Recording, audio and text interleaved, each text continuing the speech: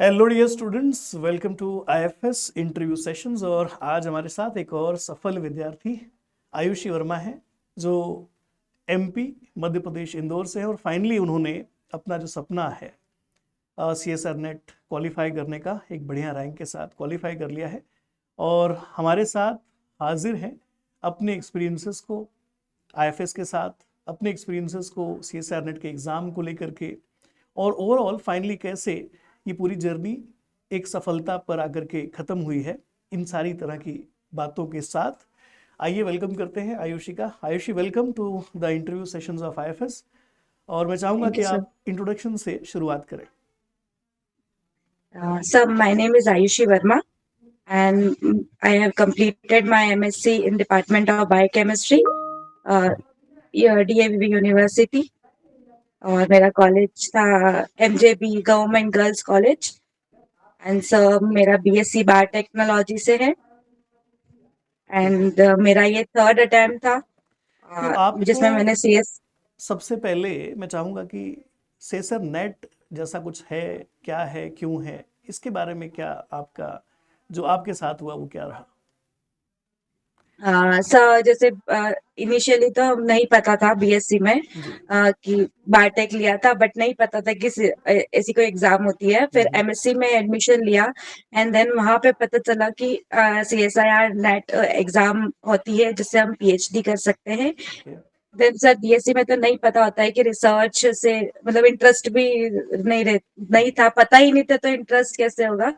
Then फिर MSc में पता चला कि मेरा इंटर फोर्थ सेम में जैसे हम इंटर्नशिप करते हैं, तो वहां पे जाके थोड़ा इंटरेस्ट डेवलप्ड हुआ कि रिसर्च अच्छा है। एंड देन फिर मैंने CSIR नेट फर्स्ट अटेम्प्ट दिया था, तो नहीं हुआ था, बट परसेंटाइल अच्छा आया था। तो फिर सेकेंड अटेम्प्ट दिया तो बहुत ही लो स्कोर हो गया। तो फिर थोड़ा डिमोटिवेट भी हुए, फिर वापस से पढ़ के IFS ज्वाइन किया, IFS के रिकॉर्डेड क्लासेस ज्वाइन किया, और IFS से ही जर्नी स्टार्ट की मेरी।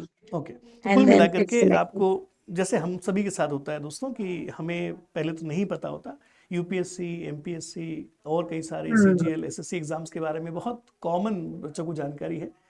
लेकिन एमएससी के बाद ऐसे भी कुछ एग्ज़ाम्स हैं नेशनल लेवल के, जिससे हमें बहुत सारे बेनिफिट्स मिल सकते हैं अगर हम अपना करियर रिसर्च में या एकेडमिक्स में देखते हैं।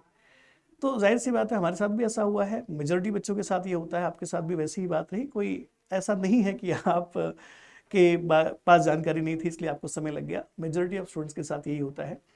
और कई बार पूरी तैयारी करने के बाद भी देखा जाता है कि कुछ असिस्टेंस या कुछ गाइडेंस की कमी से भी एक आध अटेम्प्ट वेस्ट होते हैं। जैसे हमारे साथ भी कई बार ऐसा हुआ कि भाई हमने पढ़ा तो सही, सब कुछ किया, लेकिन अल्टीमेटली ये नहीं पता चलता था कि क्या पढ़ना है, कितना पढ़ना है, कहाँ तक पढ़ना है। और जब ये पता चल गया तो एक ही बार में रिजल्ट आ गया। तो जैसे आपने 2 अटेम्प्ट दिए, लेकिन रिजल्ट अपनी हाँ। मर्जी का नहीं आया जैसा हमें चाहिए था। लेकिन तीसरे अटेम्प्ट में इसलिए वो बड़े आसानी से हो गया क्योंकि आपको कोई बताने वाला था कि कहाँ पढ़ना है, क्या पढ़ना है, कितना पढ़ना है, और कैसे अप्रोच करना है एग्ज़ाम को।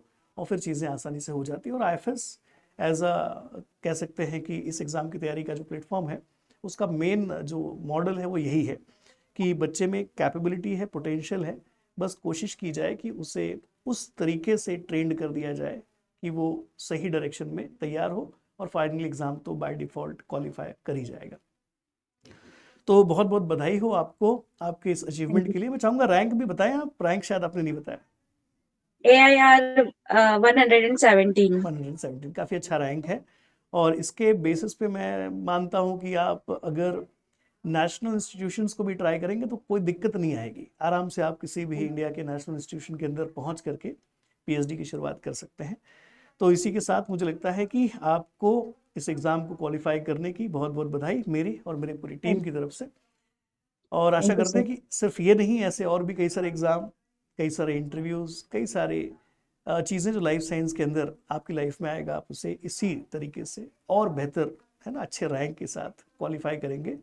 और थैंक यू सो मच, क्योंकि आपने थैंक यू सर। फाइनली जो हमारे एफर्ट्स हैं वो हम सही दिशा में ले जा रहे हैं, इस बात का सबूत है आप और आपका result. Thank you so much. Happy learning to everyone. Thank you sir. Thank you बेटा।